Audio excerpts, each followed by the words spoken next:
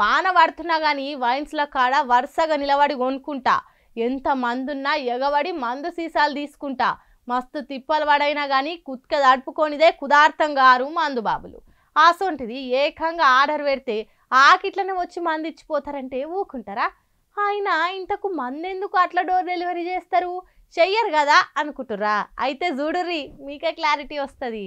సుక్క కోసం ఎంత దూరమైనా లెక్క చేయకుండా లిక్కర్ పట్ల ఒక్క తీరుగా నిక్కచ్చిగుండే పక్కా మందుబాబులకు నోట్ల చక్కెర పోసినట్టు అనిపించే ముచ్చటిది. స్విగ్గీ జొమాటోలతో ఇన్ని దినాలు ఎట్లయితే ఫుడ్ ఆర్డర్ పెట్టుకున్నామో ఇప్పటి సంది మందు సీసాలు కూడా పెట్టుకోవచ్చునట. బెంగాల్, ఒడిశా రాష్ట్రాల్లో ఇప్పటికే మందు డోర్ డెలివరీ సాల్వ్ అవుతున్నది. ఇప్పుడు కొత్తగా ఇంకో 7 రాష్ట్రాలు అమలు చేస్తేందుకు ఆ సర్కారు ఆలోచనలు చేస్తున్నాయట. దీనికోసానికి స్విగ్గీ, జొమాటోస్ అంటే ఆన్లైన్ ప్లాట్ఫామ్లతో మందు కంపెనీలు మీటింగులు నడిపిస్తున్నారట. నేషనల్ మీడియాలలో కూడా దీని మీద మస్తు వార్తలు వచ్చినాయి. ఇక ఈ సాల్వ్ చేస్తే వైన్ షాప్ దాకా పోయి ఆ మందిల జొర్రి మందు కొనుక్కొని మళ్ళా ఇంటికి వచ్చుడు ఇవన్నీ తప్పుతాయి. జల్దీనే ఢిల్లీ, కర్ణాటక, తమిళనాడు, కేరళ, హర్యానా, పంజాబ్, గోవా వంటి రాష్ట్రాల్లో పైలట్ ప్రాజెక్ట్ కింద మందు డోర్ డెలివరీని అమలు చేయాలని ప్రయత్నాలు అయితే గట్టిగా అవుతున్నాయని టాకు. మరి లాభము లాసు అన్ని లెక్కలు వేసుకొని క్లారిటీ వచ్చినాక ఈ ముచ్చట మీద జల్దీనే నిర్ణయం తీసుకుంటారని వస్తున్నది. అయితే కరోనా టైంలో మహారాష్ట్ర, జార్ఖండ్, ఛత్తీస్గఢ్, అస్సాం సర్కార్లు అప్పటి మంది టెంపరీగా మందు హోమ్ డెలివరీలకు పర్మిషన్లు ఇచ్చినాయి. కానీ వైరస్ పురాగా బంద్ అయినాక తీసేసిర్రు. కానీ బెంగాల్, ఒడిశాలో మాత్రము ఇప్పటికి కూడా నడుస్తుంది ఆ సవలతు.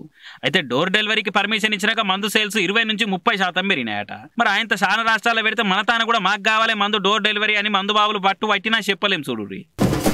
ప్రభుత్వాలు మారినప్పుడల్లా పథకాలు మారుతుంటాయి, అవి పేర్లు మారుతుంటాయి. కొన్ని ఉంచుతారు, కొన్ని తీసేస్తారు, కొన్ని అట్లనే నడిపిస్తారు. ఎవరు ఇష్టం ఉన్నట్టు వాళ్ళు నడిపిస్తారు.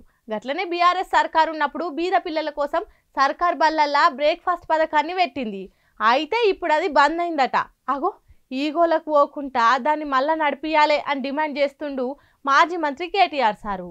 నిరుడు దసరాప్పుడు సర్కార్ బలాల చదువుకునే బీద పిల్లలకు పోషకాహార లోపం ఉండొద్దని కేసీఆర్ సర్కారు బ్రేక్ఫాస్ట్ పథకాన్ని పెట్టింది. ఆ పథకం కింద పిల్లగాళ్ళకు రోజు బడికి పోగానే ఇడ్లీ, ఉప్మా, కిచిడి, పోహ, రాగి జావా వంటి నాష్టాన్ని పెట్టేటోళ్ళు. పగటి పువ్వు పగటికే పెట్టేటోళ్ళు. దీంతో పిల్లగాళ్ళకు బలంగా తిండి పెట్టినట్టు ఉంటది, మంచిగా ఉంటదని సర్కారు ఆలోచన చేసినప్పుడు. అయితే కాంగ్రెస్ సర్కార్ వచ్చినాక ఆ పథకాన్ని బంద్ పెట్టిరట. తమిళనాడు సర్కారు చేసిన ఈగరం చూసి తెలంగాణలో కూడా మేము అదే పథకాన్ని పెట్టినాము. అరే అసలు పథకాన్ని వీలైతే విస్తరించాలి కానీ బంద్ చేసుడు ఏమన్నా భావ్యమేనా? ఇప్పటికైనా జర ఆలోచన చేసి బ్రేక్ఫాస్ట్ పథకాన్ని మళ్ళీ నడిపేయాలని అంటున్నాడు కేటీఆర్ సారు. ట్విట్టర్ లో ట్వీట్ పెట్టి సర్కార్ను డిమాండ్ చేసిండు. మరి కాంగ్రెస్ గవర్నమెంట్ ఆ పథకాన్ని ఎందుకు ఆపిందో తెలియదు కానీ పథకం అయితే బీదలకు మేలు చేసేటట్టే ఉంటుండే. గసంటి వాటికి రాజకీయాలు అంటగట్ట కూడా నడిపిస్తేనే మంచిదని అంటున్నారు బీద పిల్లల తల్లిదండ్రులు.